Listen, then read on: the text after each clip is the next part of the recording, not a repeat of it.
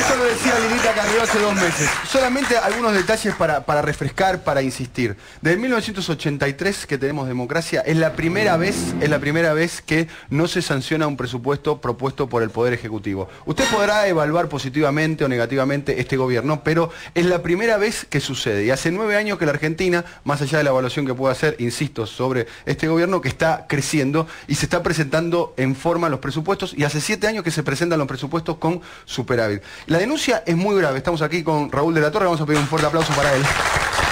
Porque es una denuncia se habló de Banel, de corrupción. Esperemos que esto se pueda investigar profundamente, ¿o no?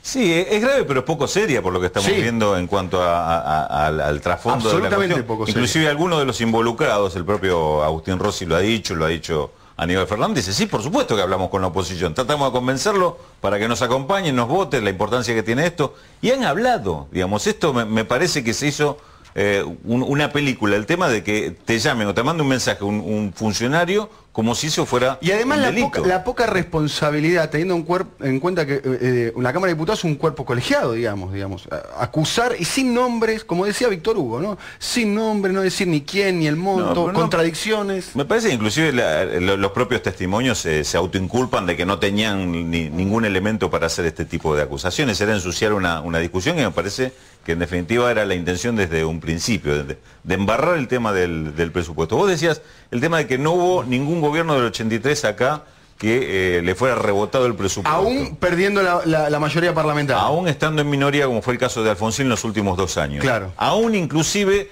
teniendo atrasos el Ejecutivo en presentar el presupuesto, porque recordemos el presupuesto estás obligado a presentarlo antes del 15 de septiembre.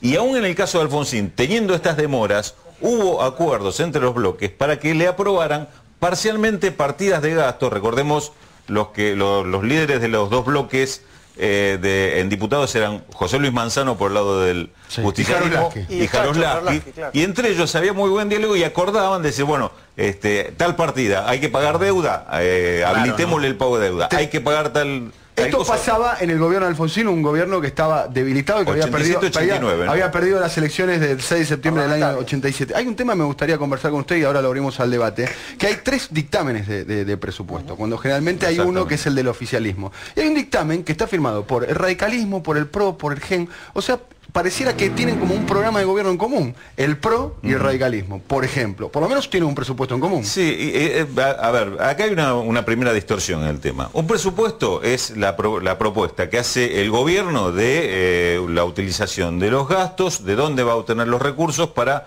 hacer su gestión de gobierno, la administración pública, y de acuerdo a su política, cómo va a aplicar esto.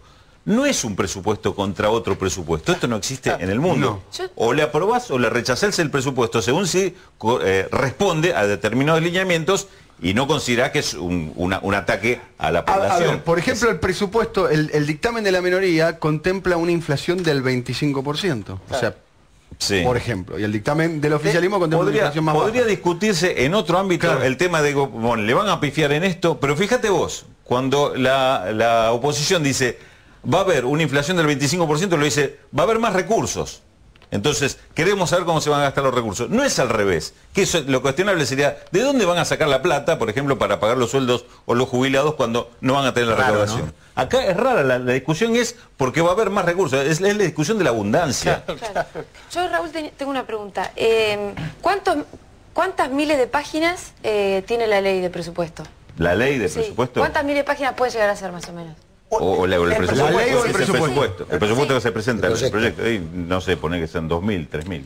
¿Cuántos cuadros técnicos y tiempo invertido hace falta para confeccionar un presupuesto serio? No, muchísimo. Por lo menos tenés un equipo en el área de presupuesto de gobierno, hay un equipo de 20 personas que trabajan directamente en el área y después tenés eso, multiplicarlo por la cantidad de ministerios por lo menos. Que además, claro, van y hacen sus requerimientos específicos. Ahora, ¿qué posibilidad tiene entonces, digamos, en cuanto a la estructura, estos bloques, Prat Gay o Lozano, de confeccionar un presupuesto serio? Ninguno. Lo mismo cuando hablamos con el tema de precios y comparamos lo del INDEC con la investigación de precios que hace, la medición que hace una consultora privada, que lo único que dice de entrada, dice, el INDEC miente. Entonces, yo voy a demostrar que la inflación es del 5% mensual. No, pensaba en algo que decías antes, cuando se plantea esta hipótesis descabellada de la posibilidad de un soborno. existe la negociación política a la hora de discutir un presupuesto, ¿no? Y en esa negociación política puede existir también, y es perfectamente lícito. Te lo pregunto porque vos has seguido bastantes debates presupuestarios, que eventualmente uno diga, bueno, vamos a girar una partida para una provincia, para una obra pública, o vamos a reasignar una partida o un compromiso, y eso no es ilegal, ¿no? No, es más, lo que existe también es la negociación de presupuesto por ahí contra otras necesidades, es decir, no está contemplado el presupuesto, ¿dónde se me contempla? Ten en cuenta una cosa, pues hablando de provincias, muchos de los gastos hoy de la obra pública provincial la hace la nación por el estado financiero de las provincias. Inclusive eso que le adjudican a Debido, que dicen tiene tantos miles de millones de pesos, muchos de esos gastos son obra pública provincial. Que designada por presupuesto, además. Designada en el presupuesto. Claro, que está bancada por presupuesto, porque inclusive son obras licitadas por la provincia y ejecutadas por la provincia. No tener presupuesto.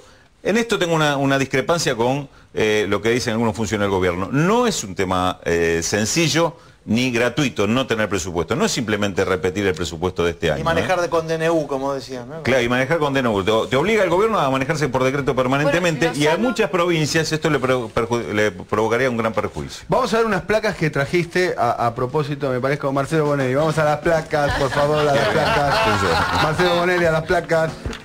Bueno, a ver, ¿qué placa viene? Esto es una elaboración que hizo el diputado Claudio Lozano. Sí. Él comparó el presupuesto oficial ajustado por unos números que él dice, o el oficial real, como le llama, el del grupo A real, que es la segunda columna, y el tercero, que es el propio. Aparece primero unas partidas de inversión financiera, que dice Yacyretá, Fondo de Garantía de Sustentabilidad del Sistema Previsional, asistencia financiera a provincias, hasta ahí va todo igual en todos los presupuestos.